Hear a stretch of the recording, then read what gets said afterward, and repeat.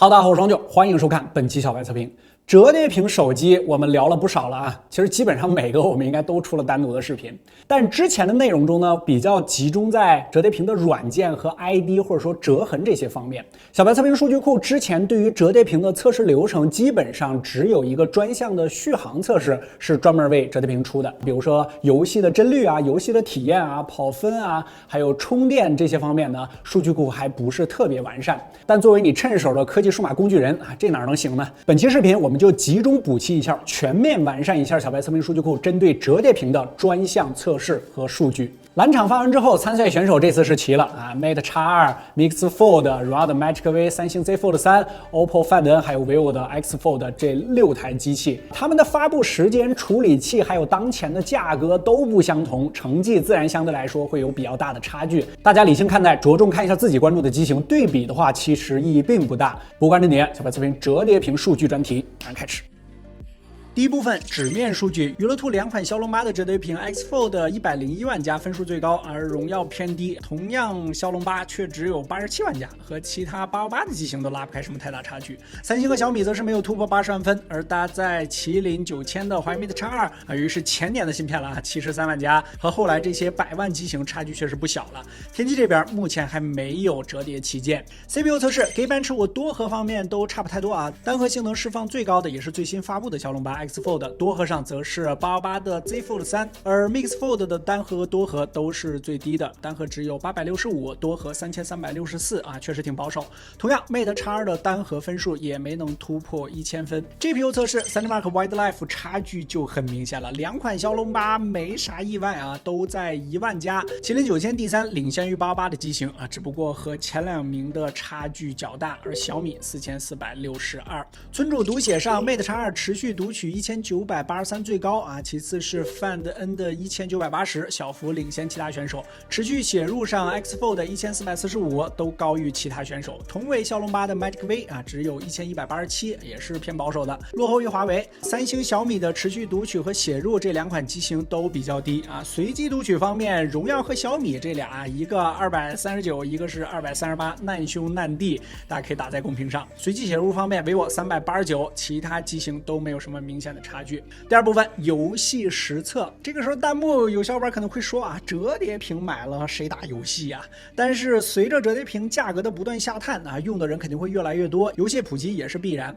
League Flag 后面甚至搞不好还会有折叠屏的专门游戏版本出现。小白测评数据库本期开始，正式把游戏也加入到折叠屏测试标准里面啊，进一步完善我们的测试手册。游戏开打之前，先说一下折叠屏老生常谈的视野问题，每一款机型都不同啊。以王者荣耀来说啊，所有机型的视野都有不同程度的裁切，而小米的左右视野是最宽的。另外5款机型都大差不差，上下的视野也都稍微有一点增加。适配最好的是三星，没有上下的黑边，但是左右裁切了，不过看起来还是比较舒服的啊。谁说三星不做本地优化的？其他5款上下都有黑边啊，处女座表示有很大意见，希望其他家能尽快做适配。而 OPPO 的挖孔比较突兀啊，还会遮挡小地图啊，你需要把手机180度转一下，手动把挖孔挪到右下角。不过 OPPO 有一个兼容模式啊，手动选择应用比例，上下也是有2条边，也可以选择黑边所在的位置。其实 OPPO 这个兼容模式反倒是更适合游戏的，虽然左右两侧的视野会有一些缩窄，但是相比于全面屏显示来说更舒服一些。考虑其他家也可以加入进去。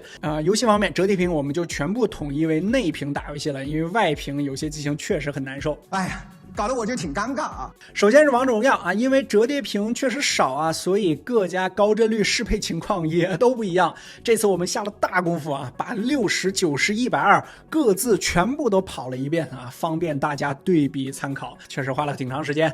首先60帧啊，是大家都能够参与的，帧率自然是非常稳，主要是看一下功耗。这么低的负载 ，OPPO 表现最好啊，功耗只有3.29瓦，其次是华为3.33瓦，荣耀3.97瓦。王者90帧啊，压力还是不大啊，帧率上大家也基本都差不多啊，但是三星不太行了啊，后期一大团就掉帧。依旧看功耗，华为4.21瓦，荣耀依旧最高5.33瓦。OPPO 没有适配90，小米的内屏则是只有60赫兹啊，就不能带它俩玩了。还是要特别提一下三星啊，这是所有参赛选手中唯一支持王者荣耀120帧的机型，值得点赞啊！特别进行了适配，我们想对比直接没对手啊。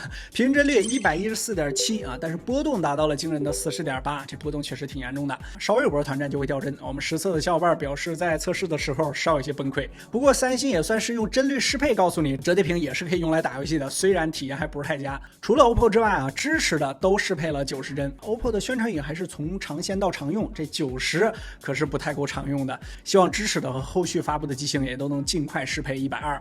和平精英90啊，毕竟大家都不便宜啊，都能满帧运行，就不详细展开了，大家可以暂停查看帧率。功耗上，荣耀前面王者比较高，这里还不错啊，4.4瓦最低，三星5.14瓦功耗最高。重负载原神，首先看帧率方面表现最好的，没想到是华为啊，前年的处理器啊，平均帧率53.7帧，全程都没有锁帧，麒麟真的很刚。三星平均帧率44.1帧啊，也没有锁帧，但确实不高。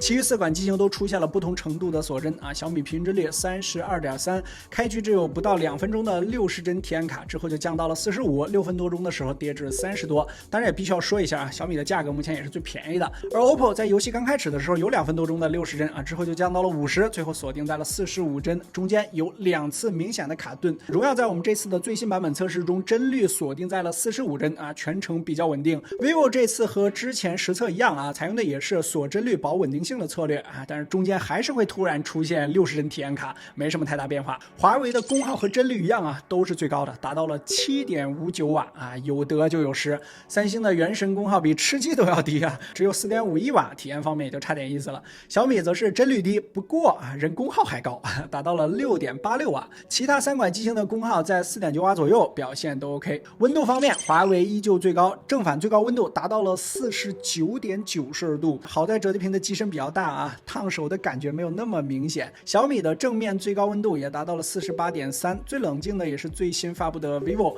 啊，其次是释放比较低的三星，而 OPPO 和荣耀的2款机型都在45度左右，还算 OK。折叠屏的发热主要集中在摄像头那一半的机身啊，而且各家扬声器的位置都在外屏的那一侧。正常情况下，横屏握持会很容易挡住扬声器，基本都需要调换一下位置才可以。如果要刻意避免发热的位置，就要牺牲一些音量了。原生画质方面，由于目前各家屏幕比例都不一样啊，甚至还差异比较大，没办法定制一个统一的测试标准。如果后面相对统一了，我们再单独测试发布。中负载原神综合体验下来，华为全程拉满，但是温度较高。目前阶段，体验和温度二者还是不可兼得。问了一下工作室几个常玩原神的小伙伴啊，以游戏的主观体验来说，觉得荣耀和 vivo 还好一些啊，虽然有锁帧的情况，但是帧率相对稳定，温度也不算太高，相对比较适中啊。你看吧，哪儿都是妥协的艺术啊。华为帧率表现纸面上确实最高，但是平时玩的时候会感觉有些卡顿，温度也相对比较高，体验并不算太好。三星游戏中的卡顿较为明显。当然，无论什么游戏，无论什么形态的机型，帧率肯定是越高越好，温度自然是相反的，只不过这2个维度正好也是相悖的。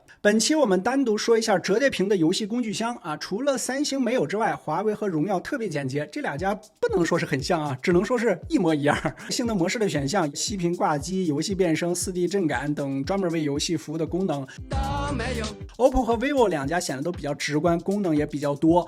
OPPO 和小米的性能模式和设置中的是分开的，需要单独设置。小米在功能性上介于这几家中间的位置，不是很全面啊。点击设置之后会跳转到游戏加速之中。如果你非要买个折叠屏还重游戏的话啊，工具箱上主观排下去 ，vivo 约等于 OPPO， 大于小米，大于华为、荣耀，大于三星。续航方面，首先各自的电池和充电配置给大家打出来，你可以暂停查看。根据小白测评数据库折叠屏专项续航测试啊，这套模型是内外屏相结合的啊，我们都为大家标注清楚了。在这套模型下，3小时综合续航测试表现最好的是 OPPO， 只不过33瓦的充电确实不太够看，而 OPPO 的外屏只有60赫兹，而小米的内屏是60赫兹，电池还最大啊，反倒续航是最差的。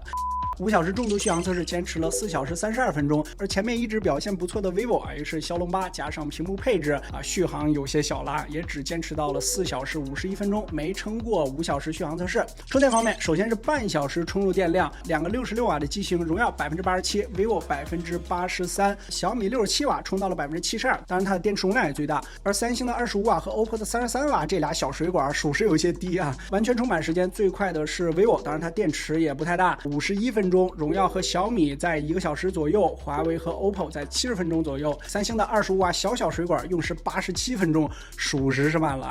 OK， 综合一下前面的所有实测和各种数据，仅基于此的话，你认为哪台的表现是最好的呢？可以走一波弹幕。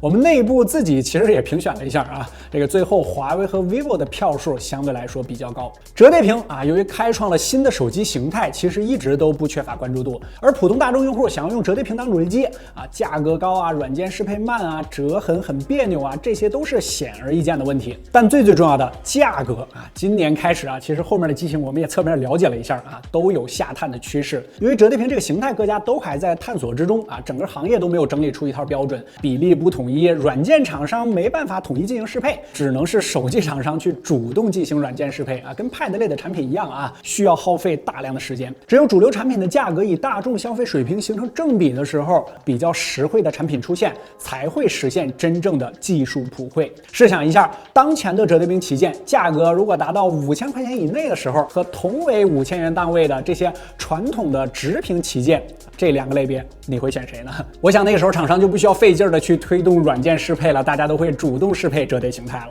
第一次我们频道体验折叠屏手机的时候，我们就说下一个手机形态是什么样的你不知道，我也不知道。当然你可能知道只是我不知道而已。但是对于大众来说，折叠屏是目前唯一能够看得见、摸得着，而且少部分人已经开始用上的手机形态。可以说一句，未来真的已来。OK， 如果觉得这期视频对你产生了一点帮助，记得在下方给我们点个赞，特别感谢。更多内容精彩，大家在全网搜索关注小白测评。我们下期视频再见，拜拜。